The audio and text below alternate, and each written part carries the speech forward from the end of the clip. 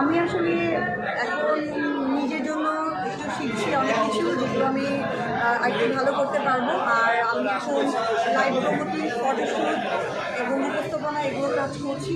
আর হলো একটা reality show, এটাতে যে ঘুমার হিসাবেও আমি কাজ করছি।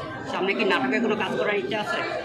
আলহামদুলিল্লাহ কাজ করেছি অনেকগুলো, এখন বেছে যদি দু একটা আরও ভালো করতে পারি। বাংলাদেশের কার সাথে নাটক করতে আপনি বেশি পছন্দ করবেন? না, বাংলাদেশের কালচার নিয়ে নাটক আমার ভালো লাগে, আমি করবো। জাস্ট আমার একটু সময় মিলাতে পারছি না, যার কারণে আমি